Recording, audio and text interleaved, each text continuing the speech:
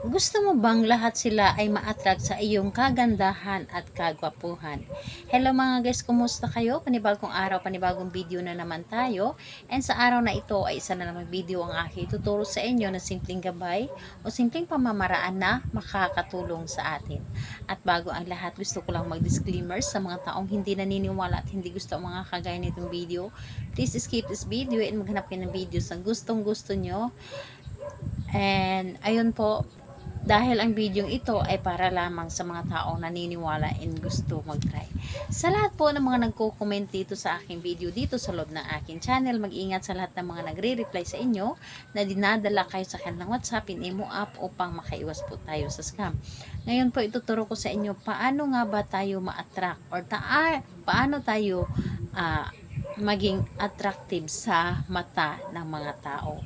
Yung tipong kahit hindi naman tayo kagandahan o kagapuhan, ay naa-attract at sobrang ang lakas ng sex appeal natin.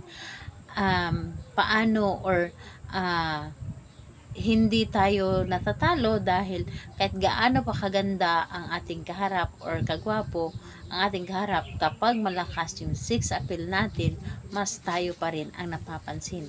Ito ang lagi kong ginagawa upang mas napapansin ako ng karamihan, lalo na sa aking dahil may maliit akong business, kaya ginagamit ko ito para mas ma-attract sila sa akin and mas marami ang aking mga customer kaysa sa iba, dahil ang ating attraction is isa ito sa ginagamit o nagagamit sa ating mga business na mas maparami ang ating customer o mas maparami ang ating kaibigan para mas maraming bibili sa atin.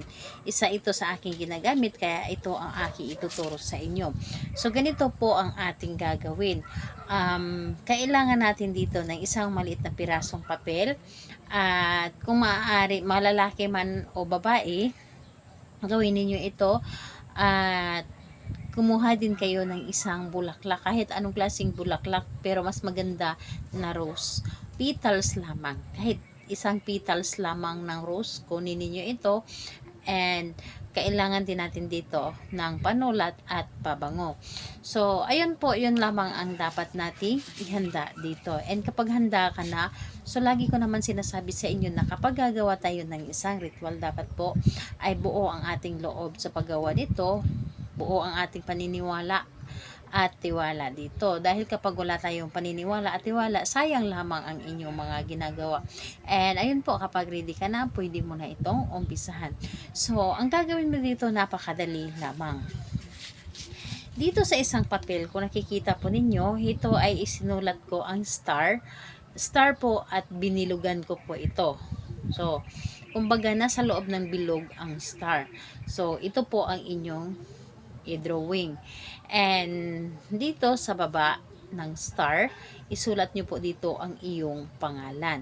And kapag naisulat nyo na dito ang iyong pangalan at apelyido, kunin nyo ang isang petals ng bulaklak. And kapag nahawakan nyo na ang petals ng bulaklak, ilagay po ninyo dito sa gitna ng star. So, ilagay nyo po dito, idikit nyo po dito. And kapag naidikit nyo na dito, sprayhan nyo po ng pabango. Sprayhan nyo po ito ng pabango. At pagkatapos mo itong sprayhan ng pabango, kahit anong klaseng pabango, basta ito ay yung ginagamit mo na pabango. And ayun po. So, sprayhan nyo po ito ng pabango at sabihin ninyo dito ang inyong nais. Ako, pangalan ninyo na ikaw ang gumawa, pangalan ninyo at apelyido na ikaw ang gumawa.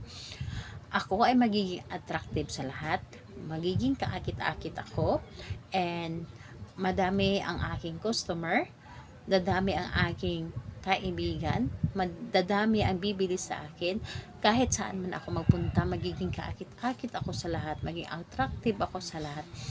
Lahat sila ay magiging kaibigan ako at magiging magaan ang loob nila sa akin at lagi akong mabango para sa kanila. Lahat ng sabihin mo dito para sa iyong sarili, para lahat ng tao makakakita sa inyo. Saan ka man pupunta, laging magaan ang loob nila sa inyo. And ayun, talagang maa-attract sila sa inyo. And ayun po, yun lamang ang inyong gagawin. Lahat ng gusto mong sabihin, sabihin mo na dito. Kailangan nagagaling talaga sa inyong puso ang inyong mga sinasabi. So, ayun po, dapat ay naniniwala ka talaga sa inyong mga ginawa. Pagkatapos mo itong sabihin dito, itong papel na ito at yung petals ng bulaklak, tupiin nyo po ito ng papunta po sa inyo. Isang tupi lamang, malit lamang na papel tulad nito. Tupiin ninyo ito at itong papel na ito, ilagay mo po ito doon sa loob ng inyong wallet na kung saan man kayo pupunta ay dala ninyo ito. So, asahan ninyo na saan ka man pupunta, kahit sino pa man ang makasalubong mo, kahit gaano pa ito kasungit, magiging mabait ito sa inyo, magiging magaan ang loob, mabango ka sa para sa kanya, yung tipong isang tingin niya pa lang sa inyo ay sobrang ang gaan na ng loob niya sa iyo. So, ayun po, ito po ang inyong dapat na gawin. So, gawin niyo ito sa araw ng Tuesday and Friday lamang dahil ito ang pinakamalakas na araw na gagawa tayo ng mga ganitong pamahiin. And kahit anong oras pwede po basta Tuesday and Friday po. So, ayun po, salamat po sa inyo. Bye bye everyone. God bless us all.